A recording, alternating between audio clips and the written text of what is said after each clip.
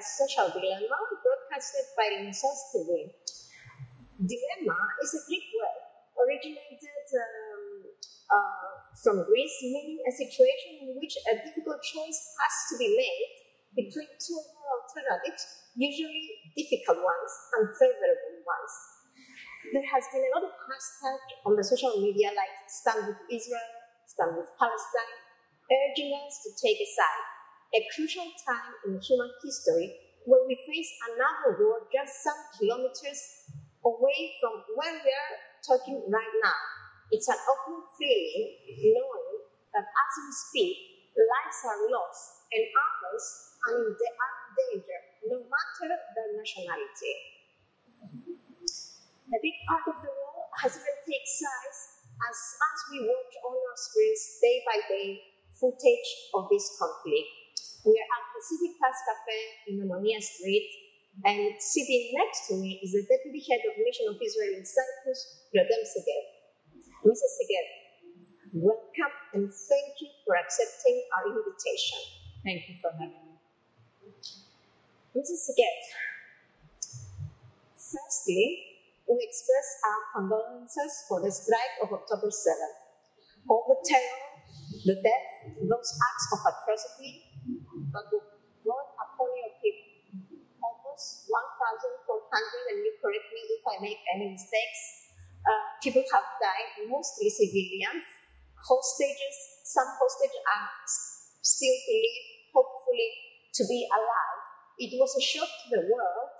I can't imagine how it felt for Israeli to lose a loved one or fear every day for your life from now on.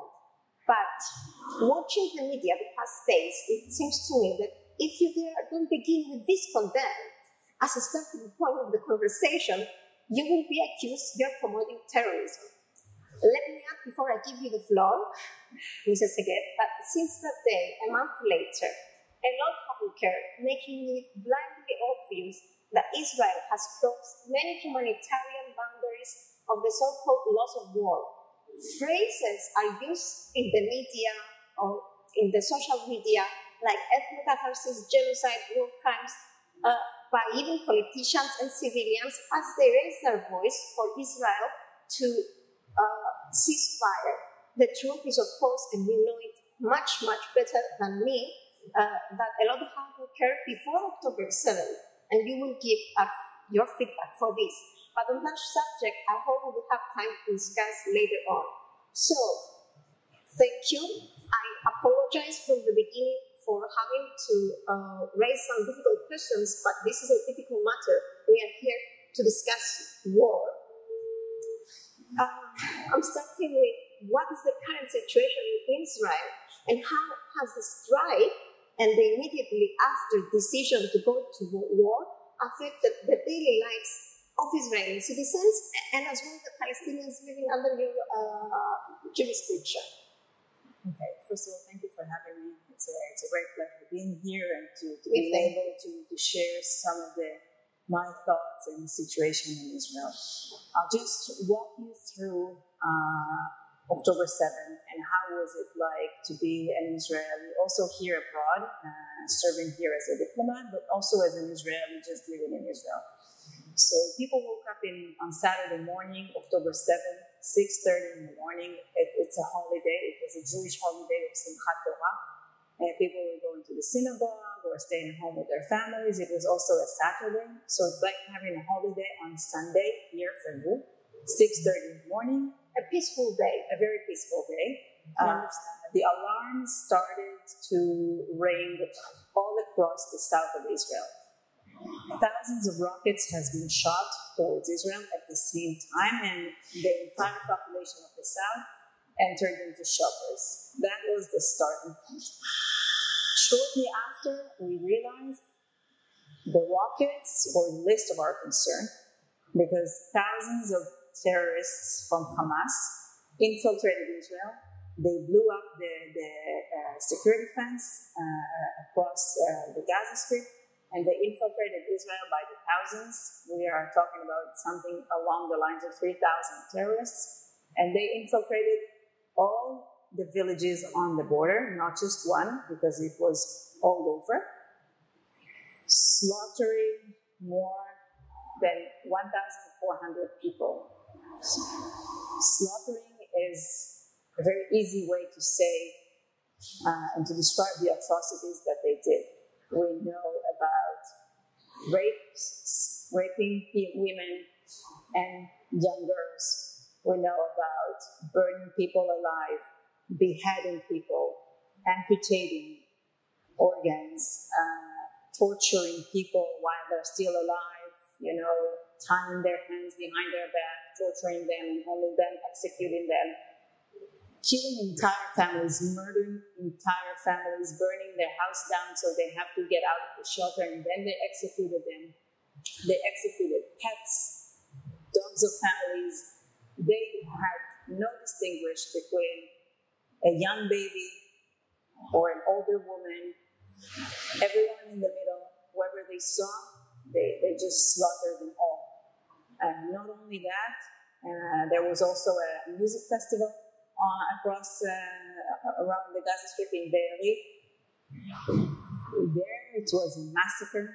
They just killed with cold blood. It was about peace. It was a music festival about peace with a lot of foreigners who came from around the world to celebrate peace and to dance, to rave, like they have it in many other places in the world. And they slaughtered there more than 260 people, burning them, torturing them, raping them in front of their dead friends, sending some of the videos to the families of the victims of the atrocities that they did. This is what we're dealing with, and this is what we've been dealing with for many years now, but now the world also knows, because not only that we have some of the documentations of these atrocities, Hamas shared it all on their social media channels while they were doing it.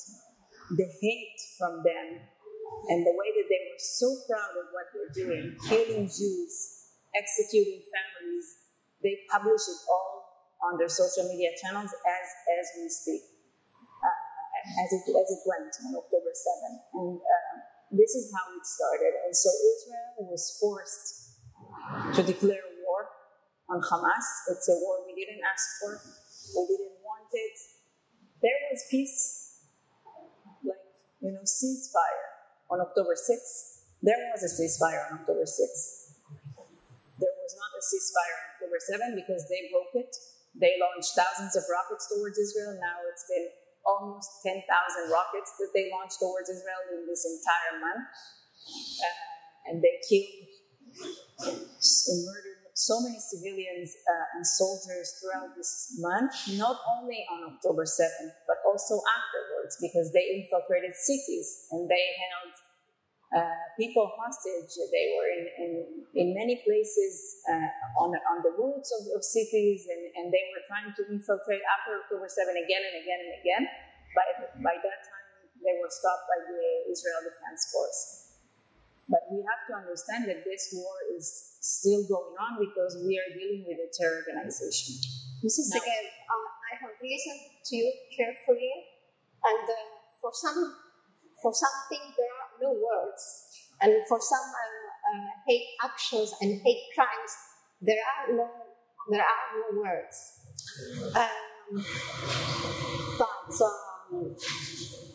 Israel started a war for defense to protect their people. But we must also see the other side. And now I have you opposite me, so I have to ask these questions.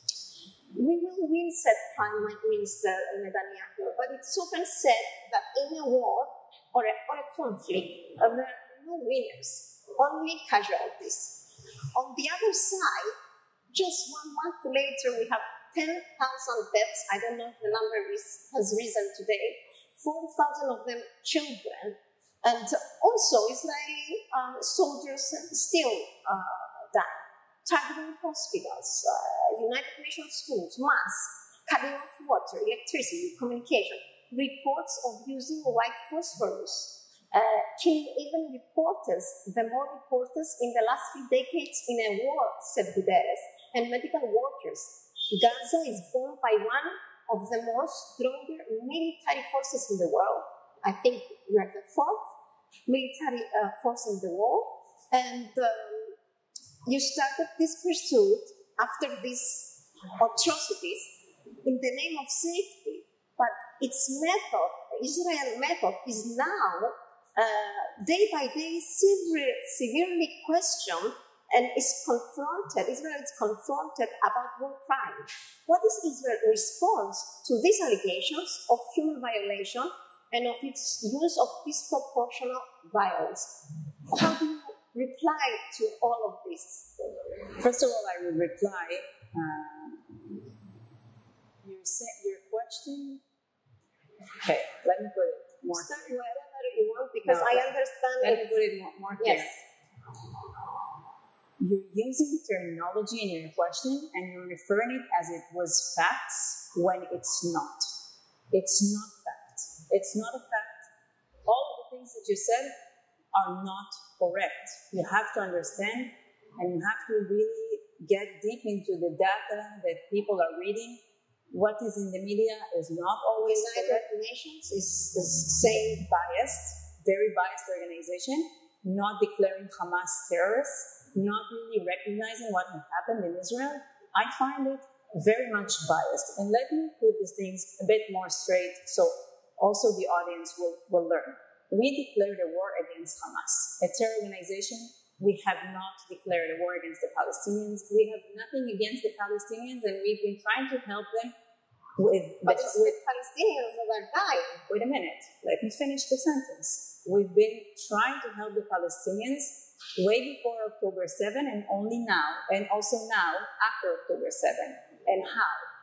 You have to realize that Hamas as a terror organization is operating from within the civilian community, deliberately and intentionally, to have the footages of young women and children being in harm's way, where he is the one who put them there in the first place. Why are they launching rockets from a Scouts compound?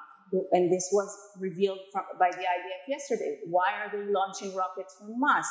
This was revealed by the IDF yesterday as well. Why are they having their headquarters under the Shifa hospital? Why are they operating from within schools? Why are they doing all of this?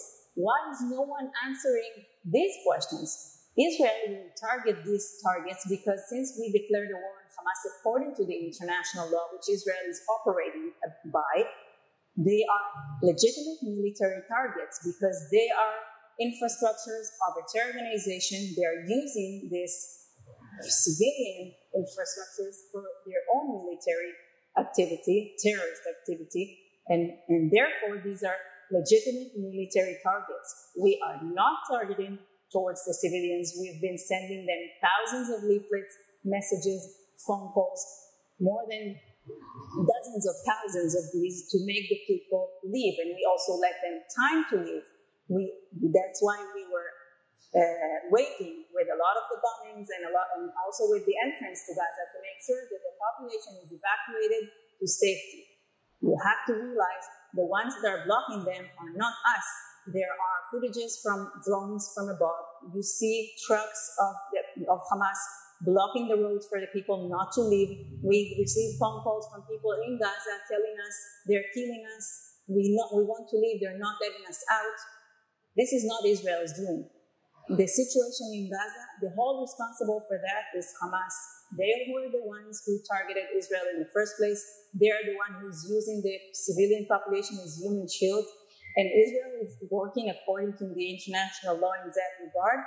And Israel is also helping the Palestinian people more than anyone in the world is actually know, because, of course, the Palestinian propaganda from Hamas is not accurate.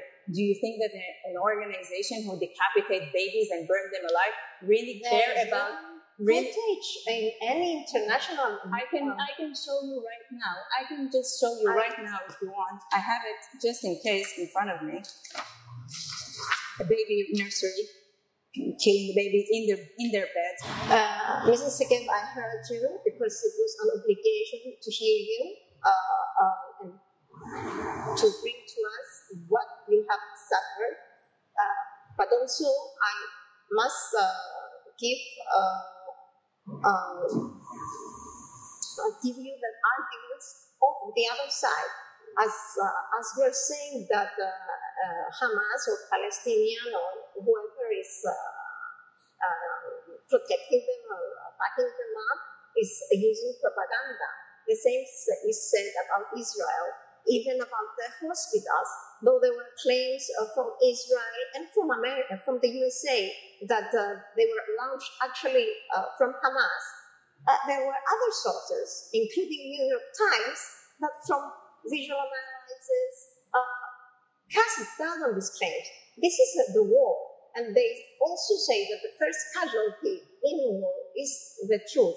So I understand this is very disturbing for you, and I apologize for this, but I must also have to continue and make my questions. In the argument, you said that the Palestinians are being used as a human shield, and let's take it as a fact that they are used as a human shield. Is this argument enough to demolish a whole hospital with newborn babies, with people with cancer? When did it happen? It never happened. I mean, you're saying it as if it's something that had happened when it did not. We never targeted the hospital.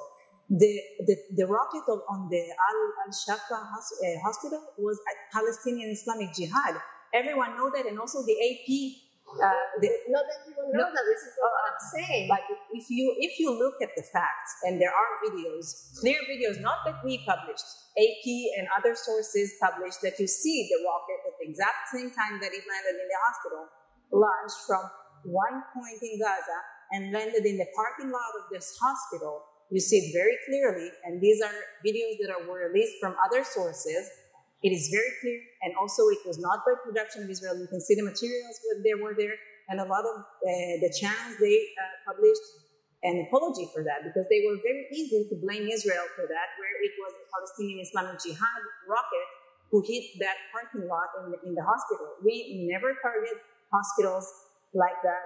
It's not something that we would do, and also, this is not the first time that it's happening.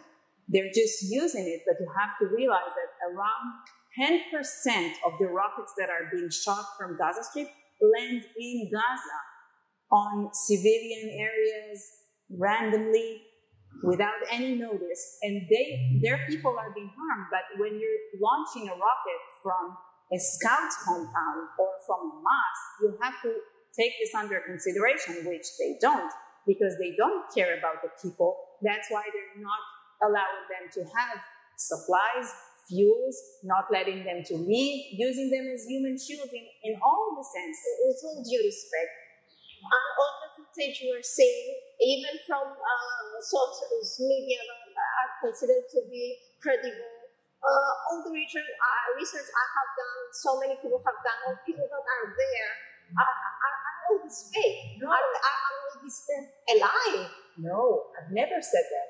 There are people who are getting hurt. And this is very, very sad, and we regret every life of a civilian that is caused due to this war. But the responsibility for that is not lies with Israel.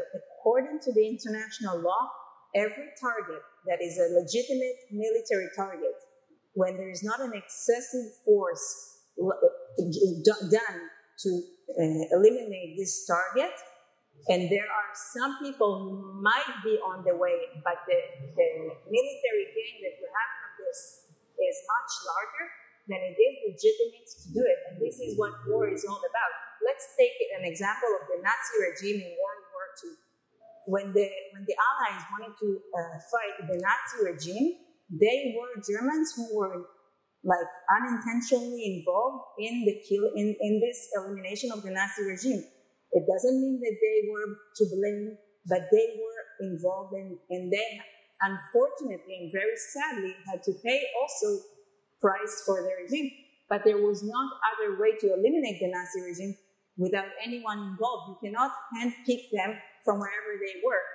But Hamas, what they're doing is even worse than the Nazi regime, putting them in the tunnels. They're in the tunnels underground, in the 500 kilometers terror tunnels that they built with European and Western world money that was intended to go to their population to build schools and hospitals and infrastructures. Instead of this, they use all these billions of dollars to build a 500-kilometer terror tunnels infrastructure, and they're letting their people to be up there, to be exposed to all these attacks that are rightfully done, because these are all legitimate military targets, as I said. If you see all the places that are hit, you can see with your own eyes that there are either factories of rockets or storages of rockets or launches of rockets or something of that sort.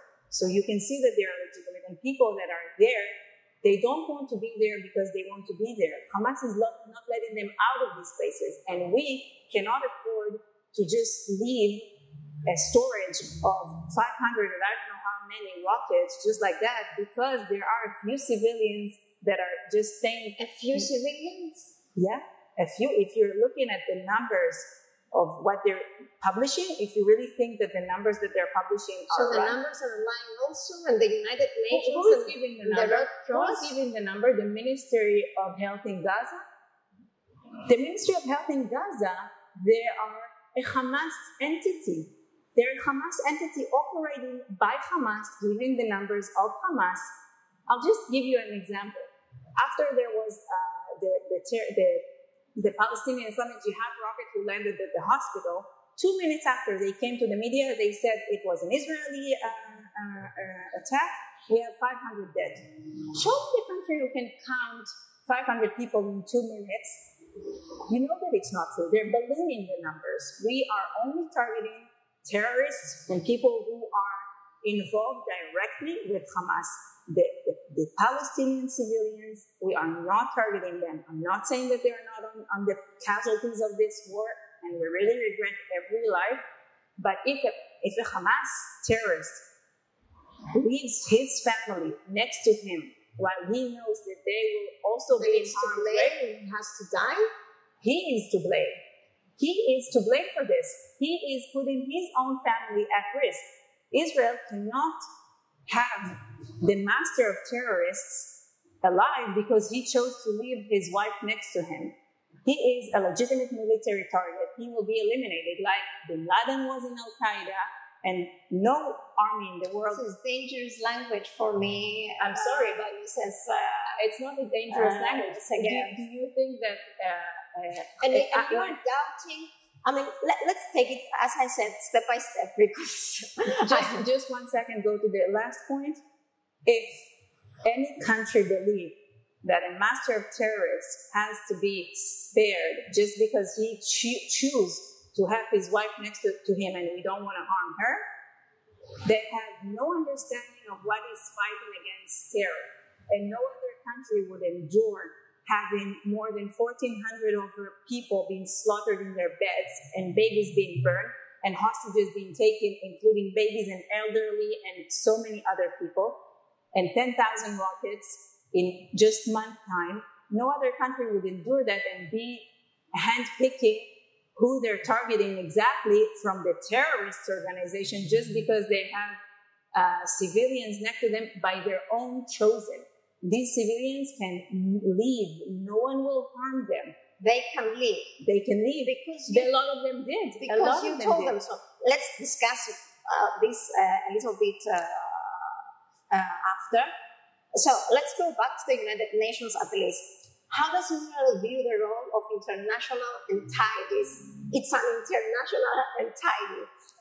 It makes mistakes, but it's the better one we've got, such as the United Nations, in resolving this conflict. Gaza, I think it was yesterday, Gaza is becoming a graveyard for children, said Mr. Guterres.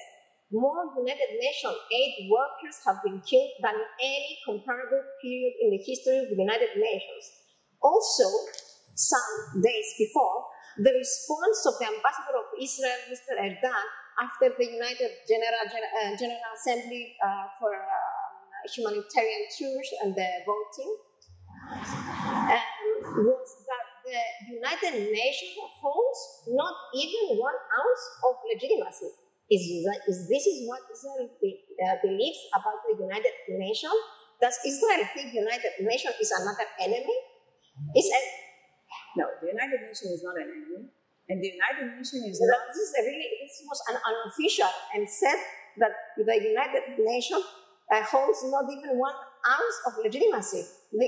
When you're only targeting a conflict from one side, then you're not doing your job. You're not doing your job as an international organization such as the UN. When you are trying to promote, on the General Assembly, they were trying to adopt this resolution a few days ago.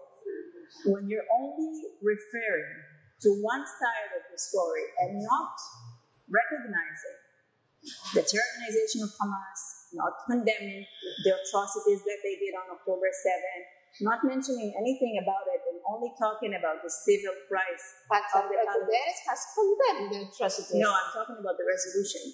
That's why many countries were not really in favor of this resolution and were either against it or they, I forgot the word, they were abstained. They abstained. Like Cyprus. Yes, exactly, like Cyprus. Because one that has a moral compass cannot really support a resolution that only takes one side. There's 2 sides to this coin, and we definitely understand it. We are the one. Why does United Nations want the United Nations to take? But it was not their initiative. It was other countries' initiative. The United Nations is not built out of nothing. It's built out of countries that has different interests and different fields of activities, and some countries find it helpful to have a resolution that will be one-sided. Others that are not supportive or abstaining it find it that it's not helping. Because if you want to really solve a resolution, if you're an outsider, let's say I'm not who I am now, if I'm an outsider to this whole situation, the first thing that you have to do is recognize the facts. First, know the history. First, know what had happened before October 7th, how October 7th affected what is happening now, and how we ended up in this situation in the first place. We haven't chosen it. They forced a war upon us while doing these massacre atrocities. We have the obligation to react. And if you're taking it before October 7th, we reached out to peace with the Palestinians many times. But since Hamas is in charge and took over the Gaza Strip area in 2007, they never agreed to any of the resolutions or any of the processes that were done. And his entire charter, if you can find it online and if you will, is saying black on white annihilation of the state of Israel. Kill as many Jews as possible. How can you live with such an organization on your border? Let's take it from this point. Because I'm also making big questions and you're also making big answers because this is such a difficult subject. Hamas, yes, stated its purpose is to eradicate the Jewish people. And that is indeed a genocide threat. No doubt about that. It's a genocide threat. But let's see what happened in your side. The Israeli Defense Minister Gallant said, "We are fighting human animals and react accordingly." The Israeli Heritage Minister, I think he's a right-winger, suggested knocking to attack with nuclear weapons Gaza as an option. And that he was saying it on his own will. The Prime Minister... but he's an official. He said the population should go to Ireland or the desert. And you cannot take one statement of one person. I have many statements.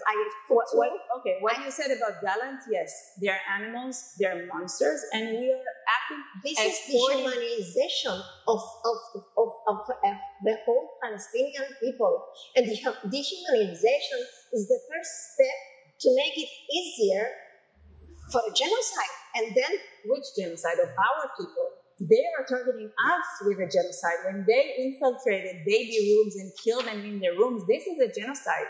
We are not genociding anyone. We are targeting rocket launches and other facilities of Hamas, and we are letting the Palestinian people leave. We are protecting them with our tanks and our people in Gaza. Our soldiers are protecting them to leave. We are not targeting them. The fact that Hamas chooses sometimes to put them in the front line and in harm's way, we cannot control also this. We have no responsibility for the Palestinian people. And even according to the international law, we are supplying them and we have no right to.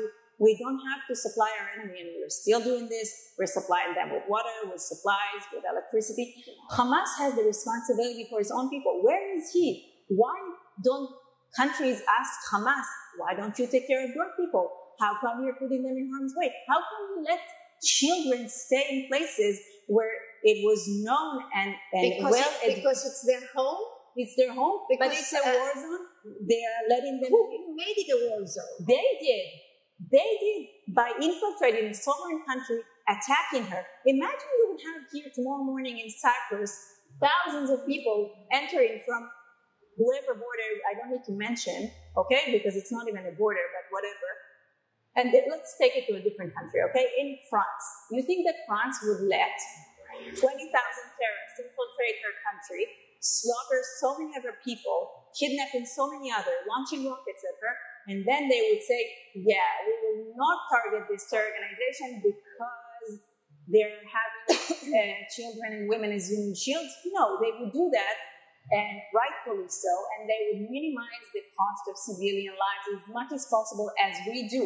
And you see the pictures. If you really look at the pictures, not the ones that are being propaganda by others, but the real pictures that are being filmed on site from foreigners and others that are there, people are being let out by Israelis that are helping them to leave to safe places, because all the terrorists, they are hiding in the tunnels while they're letting the people up to be exposed to danger, and we don't want that. We offered other solutions as well for third-party countries, such as Egypt. Let all the entire population to Gaza to evacuate to Sinai, to take them there to safety, while we have our war with Hamas.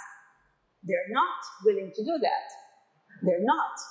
Any other country, I don't hear any country saying, let's take a few Palestinians to shelter them in the meantime. They're not doing this. People are actually criticizing Israel for evacuating people from its home, and you say it's right.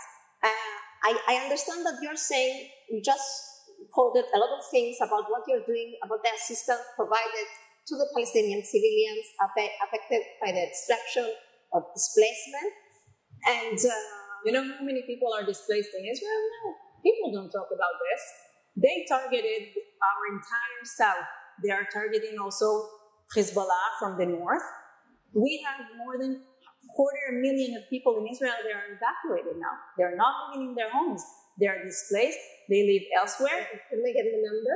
250,000 people, more than 250,000 people. The entire cities are evacuated. Yeah, they're living in their homes. It's not convenient, it's not nice, and it's not beautiful. But they're doing it because they understand that this is a war. Hamas can target these areas, or Hezbollah can target these areas, so they leave. They don't just stay in their homes when they know that they have launch rockets in their backyard, or factories, or other places that Hamas operates from, and they just stay in their home, hoping that the IDF will not attack it, because they know that they will. Most of them do want to leave.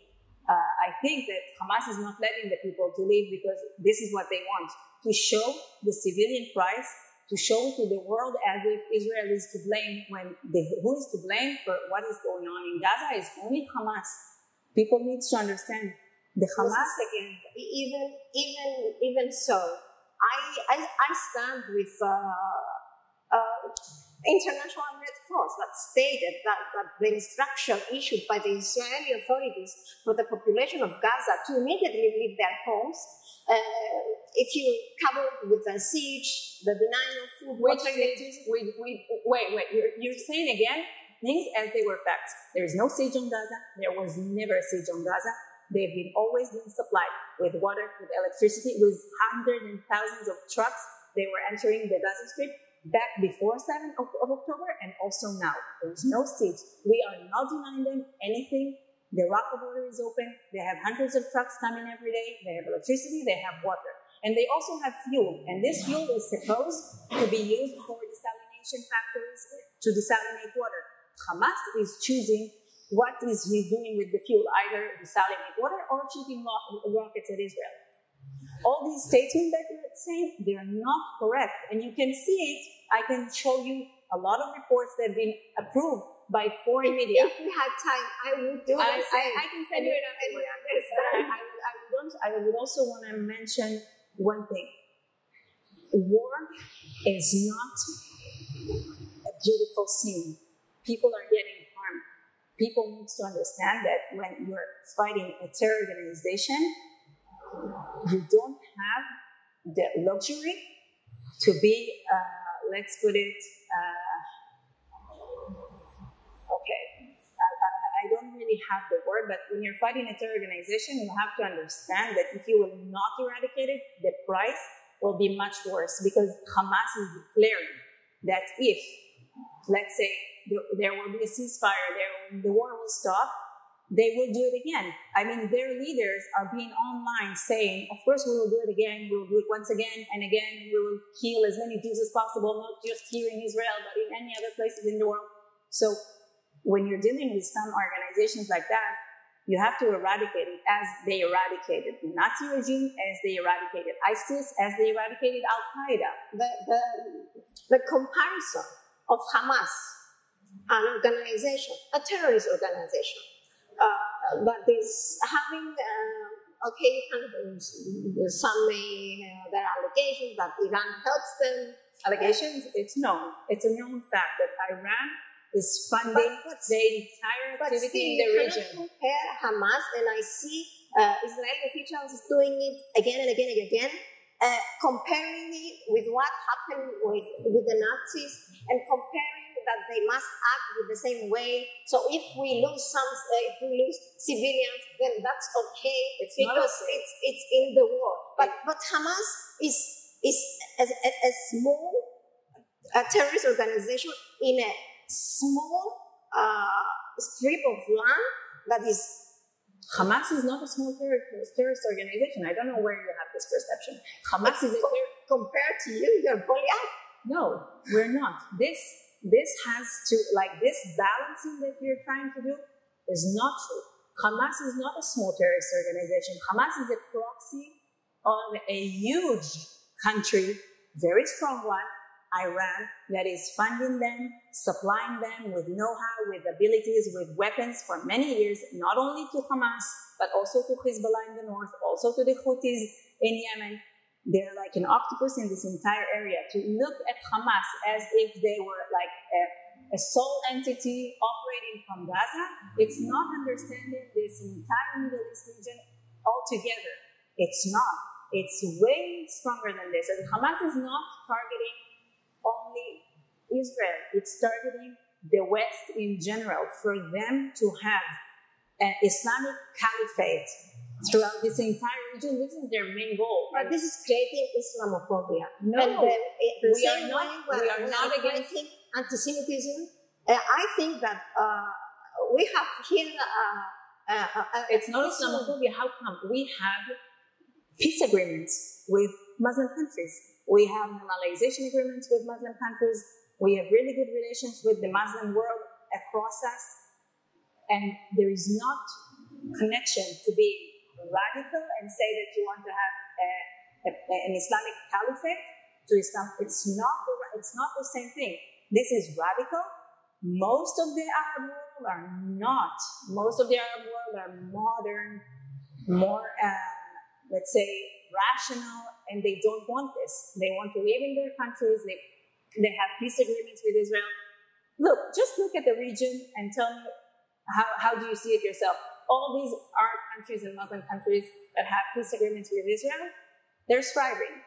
The others that are being controlled by terror, speaking Lebanon, Syria, Gaza Strip, where are they?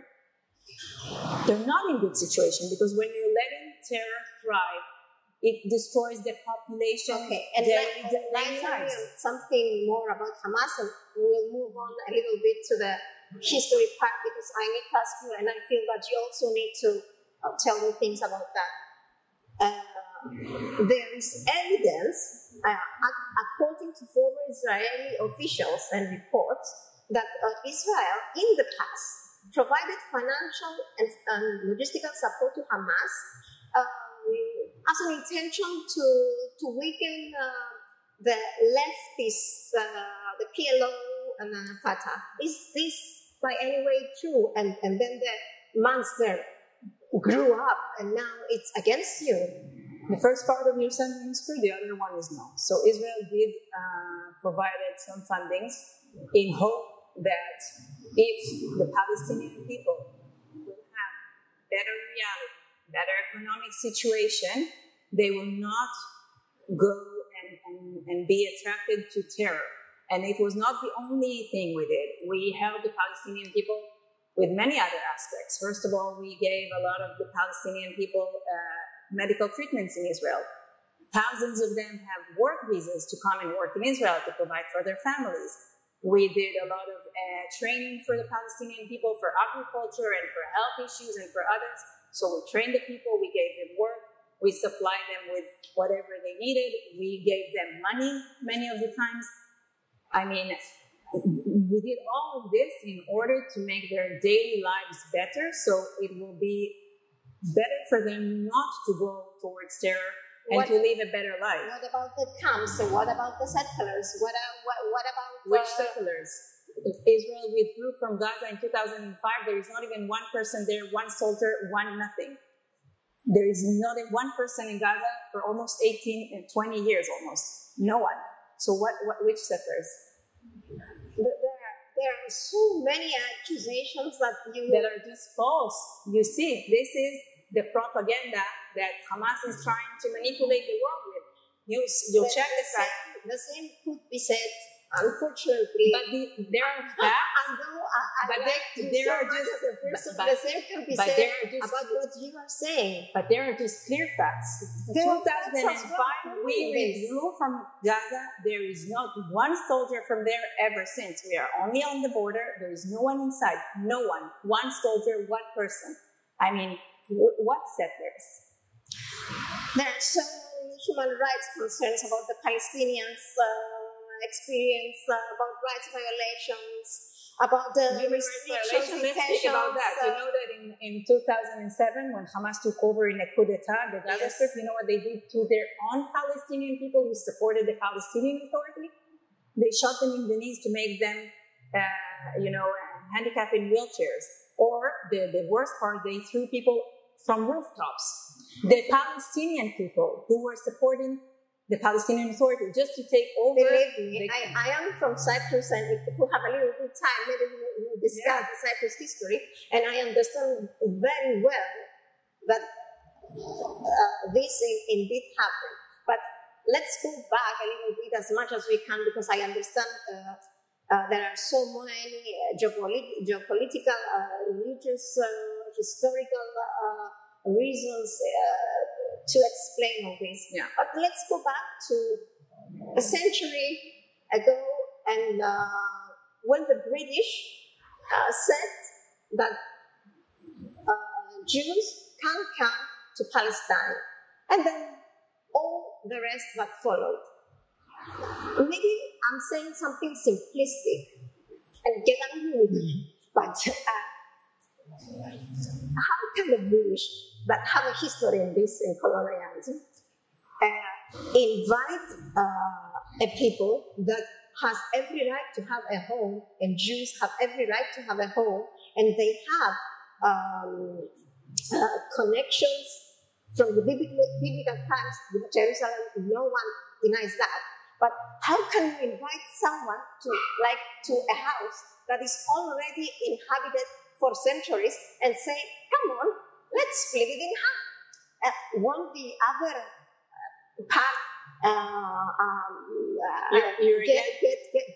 get angry, or violence only gives birth to violence. Injustice gives birth to injustice. And I think the British made a mess there.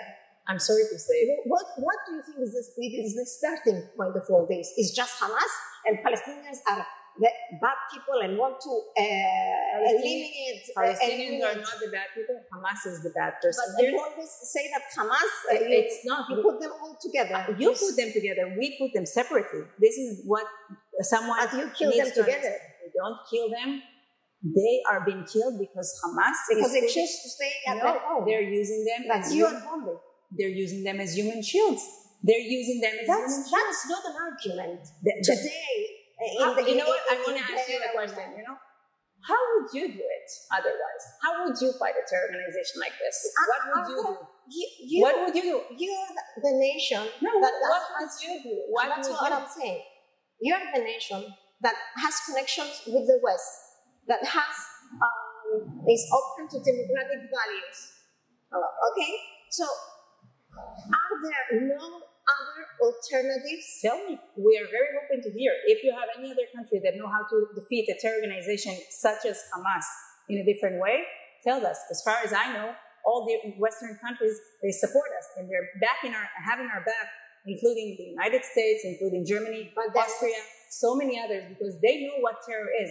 They fought terror from within their home, terror organizations that are operating on European land and that were fighting the United States. But why are terrorists there in the first place? Why do I have black hair? People really, seriously, these are people that they chose to live according to these twisted values of terror, that all they want is to hate and to have this very radical ideology, and they are being brainwashed. No light in the fight of Palestine people. Let's go back. Living there for centuries before the Let's go back to the history. You're saying the British mandate. Okay, let's go there. There was, just to get the fact right, okay? There was never a point in history when the Palestinians had a state in the land of Israel. There was never a point in history, not one day, 1 year, 1 month, when they were the owners of the land of Israel. They were not. They lived in Israel. Jewish people lived in Israel. Before that, it was the British mandate. Before that, taking all the way the Ottoman, the Babylons, the Roman Empire. That doesn't mean a lot of states. Because when they're saying we are occupying, this is a false narrative. We never occupied something that was there. We had our own land. We have origins in our land from the biblical time, and we are in the land that we were there.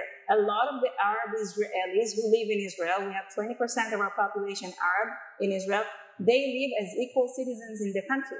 Palestinians who choose for centuries to stay themselves as refugees, they are, denying what had happened, and they are illusioning a different future, because we offered a two-state solution for many, many times and again.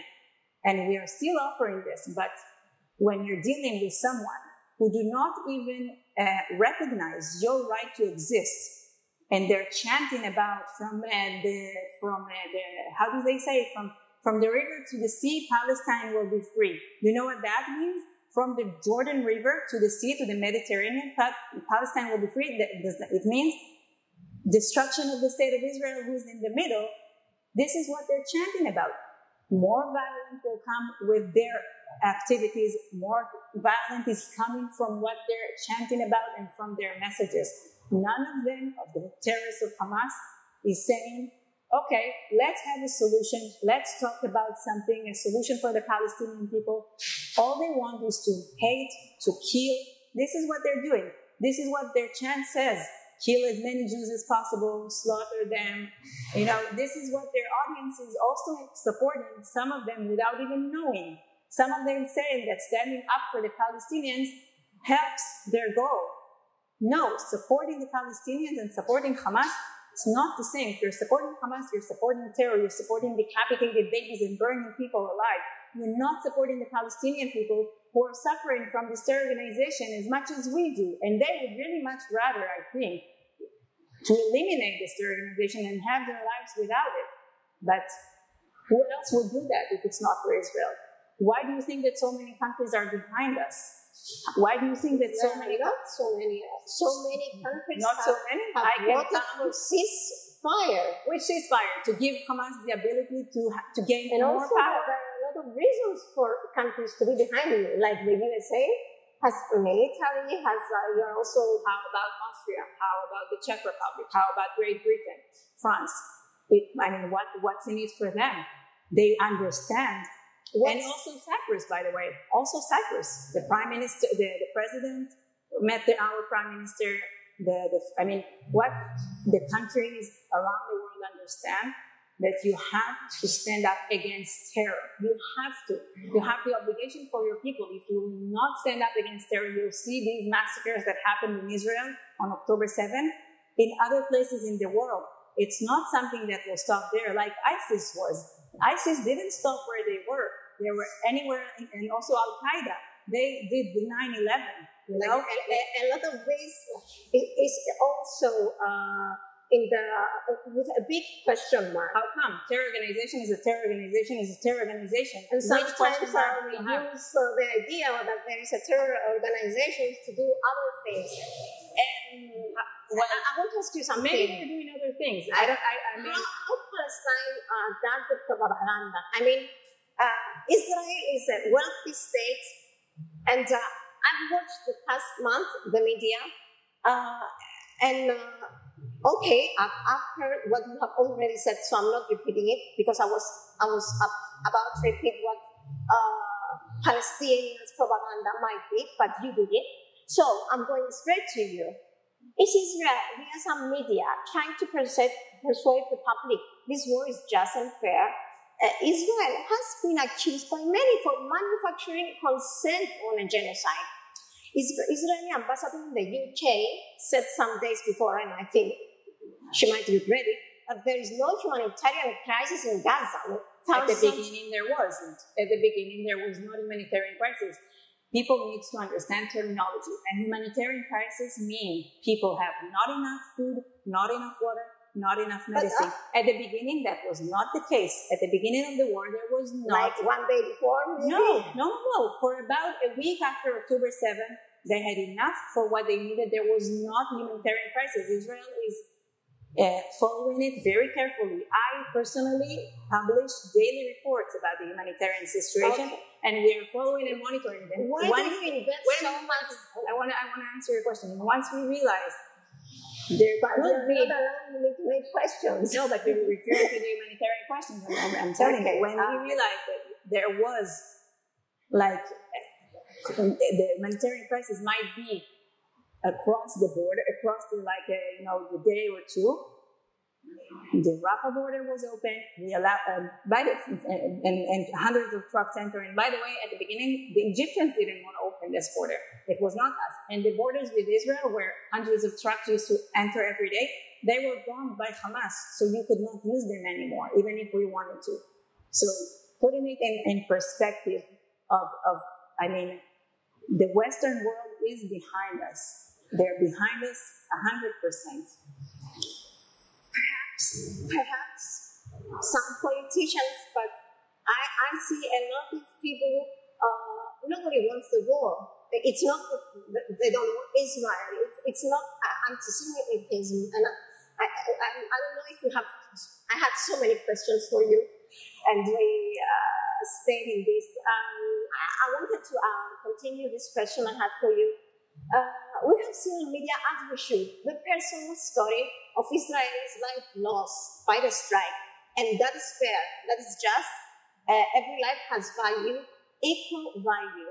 We have seen the faces of the abducted people on billboards in our streets. Obviously, Israel is investing money to explain to the world what happened, persuade to the world what happened. But what about the other side? How many billboards would we need to make a puzzle of 1,000 Palestinian children that have been demolished under buildings of the bombings in an area so dense that one bomb demolished so many buildings? I'm not sure that we have the right answer for that. And I don't want us to get into comparing numbers, because I find that this is wrong, and I'll tell you why. There is a very, very big difference between entering into a family house in Israel as a terrorist, raping a 14-year-old, 20 men, filming the whole thing, executing her after. This is a very big difference than Palestinians who are staying next to terrorists and being harmed after they were told to evacuate because they are staying next to this rocket launch or rocket factory with terrorists next to them. There is a very big difference, and I'm not counting numbers here because this is not true. The atrocities that Hamas has made are not something that you can count with numbers. These are crimes against humanity. Crimes against humanity in all sense of it. These pictures that I've shown you, these are crimes against humanity. The IDF is not targeting civilians in that sense in any form and way. But it is admitted by many official organizations that war crimes are committed by Israel too, even by means of wars. We must close it up, and I know it was if you could tell me these allegations, I could refer to it, because we have a very moral army. We are being followed by legal advisor. Every target that is being attacked is authorized to be attacked by our legal office in Israel, and as a legitimate military target. And we have every proof to say why we target this target. I mean, all these allegations of war crimes, I don't buy it. Israeli soldiers do not attack civilians like this. They're not doing a garrison state. It's a what? A garrison state. It's stated that... A what? I'm sorry, I'm not... A garrison state. Garrison? That is based upon their militaries in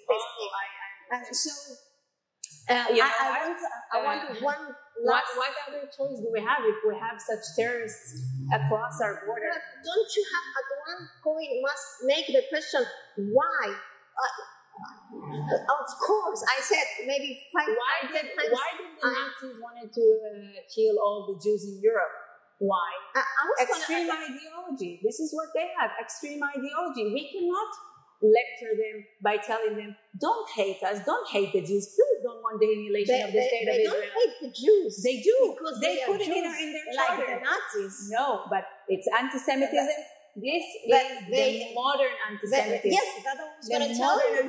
But maybe you must look upon on your doing in this new creation of anti-Semitism.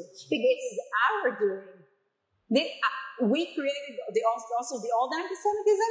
Now this is more anti-Semitic statement ever. No. Because if please don't twist my words. What I'm saying is that the anti-Semitism, they used to, Nazis used to dehumanize Jews, not only Jews, with all the ways we know. And it's like now there's a new anti-Semitism being born. And also, even some Jews have backed up with this, that are saying that now some people are not against Jews because they are Jews, of course, but because of the acts of war, because of what is happening to the occupied Palestine. Which occupied? We discussed it already. We never occupied anything. They never had a country there was never a Palestinian state in Israel. We haven't occupied. This is a wrong terminology. Look at the history. Israel. So what do we do with these people? What do we do with these people? No. We build two-state solution based on a leadership that will not fund terror, support terror, educate their kids, take them to terror summer camps to kill Jews, do kindergarten happy parties about killing Jews and telling all these kids all these false propaganda and brainwash for years. This is how we do it. finishing this way. I will finish the same way too, and let the last word to you. And any ongoing efforts to establish peace and stability in the region right now, or plan in the near future, because right now we're in war. Because if this war continues as such, with all the arguments you said, there will be no one left to establish a peace with. My last word will be with something from Aristotle, Greek. It's not enough to win a war, and I think by all means Israel will win this war. It is more important, Aristotle said, to organize peace, and I hope you do find a way to make a new path for peace for both Israeli and Palestinians. Because with this note, I would like to just, let's take it down a little bit, because we were a little bit overwhelmed. So I agree with you on that statement. As you said, Israel knows at war, so the discussions about, future agreement, future peace process, this is very premature at this point. We're now in a war against this terror organization that we have to eliminate. Of course, we recognize that there will be a day after, and there will be the Palestinian population, the civil population, to deal with. We're hopeful that within the help of the international community, we can have a better solution and a better future. We know that we are not going anywhere, and they are not going anywhere, and I mean, we will have to find a common ground to live, to coexist and to live right next to another. But in order to do so, and in order to live peacefully right next to one another, we have to eliminate the terror threat that is an existential threat on Israel. People in the southern parts of Israel, as I told you, are all evacuated from their homes. None of them would agree to go back to their homes, whatever left of them, because entire villages are destroyed and burned. But to rebuild their houses in these places, when they know that there is a terror organization that is arming up and building up their abilities again, right across the border, in a point where they can actually touch it, because it's very near. No one would agree to do that. So in order to build a future for both people, Palestinians and Israelis in our country, and for them, we need first to eliminate the threat, eliminate the terrorist organization of Hamas, and then after, we will definitely have a long-term process to see how we can coexist together. We came with our hands open for peace in many occasions in the past. And I'm sure, it's not been talked right now because, as I said, it's premature, but it's not something that we haven't done before. And I'm sure that there will be a solution found that will be good for the security for both people from both sides, without the terror threat holding both the Israelis and also the Palestinians. Well, thank you for answering such difficult questions, but in order to be fair, since I have you, if I had a Palestinian official, I would make the other questions around. You answered them. Apologize for any tension, but it is not an easy subject, and for you, more intense that you are living it. Yeah, I live in it. Every house in Israel has been affected by this. Every single house either has someone who was either murdered, wounded, kidnapped. We still have 240 people who are being held by Hamas, including babies and elderly and children. And I cannot even imagine, as a mother of 2 babies, I cannot even imagine how it's like to have your child there. A lot of the children that are being kept in Gaza don't even have parents to go to. Their parents were murdered. It's a very, very difficult situation, but the country is trying its best to come out of this very black Saturday and to protect our people and to protect our country. I have family members and friends who are now in reserve services, and they're telling me what they're seeing, and they're telling me how the idea of the military is doing the utmost effort to really minimize. I mean, you know that ability-wise, we have stronger abilities than that, but we are, hand-picking what we're doing, and we're very cautious, and we're doing it very slow in order to minimize the price of the population. We could have done it otherwise. We're not operating like this. We are very, we are a law-keeping country. We're operating according to this, and we really try to minimize it. Just, use your common sense and ask yourself, I'm reaching to the audience now, when you're hearing all these things in the media, ask yourself the difficult questions. Ask yourself some difficult questions about why it happened in the first place. How is Hamas reaching his people? Where is it Hamas' responsibility for his own people? Why don't they let them leave? Why don't they stop the war? No one is saying that, but the war can stop in one day if Hamas will say, okay, we get you. We will not be able to win you. We're raising our hands. Let us, we are out. Take us to the prisons in Israel or whatever. Let our people free. That's it. The war will be done in 5 minutes. Why no one is asking them to do that? People are talking about ceasefire, but where is the ceasefire for Israel? People in Israel have been under rocket attacks and terror attacks daily. Why don't people ask them where is their responsibility? How do they operate for their people? Why don't they give the people what they need and are only referring to Israel and to the international community to do that? So ask yourself some questions. Challenge yourself with some facts. When you're hearing this terminology that is not correct, check the facts before reusing it. Just to understand that this conflict has a different context, but also be aware that this war is not the Palestinian-Israel conflict. This war is Israel against Hamas, Israel against terror organization. It's not with the Palestinians, and everyone who is trying to do that is not doing rightly for the Palestinian people, because for them, they would have wanted us to, as I said, to have something that will rescue them from this situation. They would not want to have Hamas control them. I'm pretty sure of that. So have that in mind. I promise you the last word, and I will keep my promise. So we will close this discussion with your words and a wish for peace and for everybody to feel safe at home. Thank you very much again. Thank you very much for having me, and thank you for your time. I appreciate it very much. Thank you very much.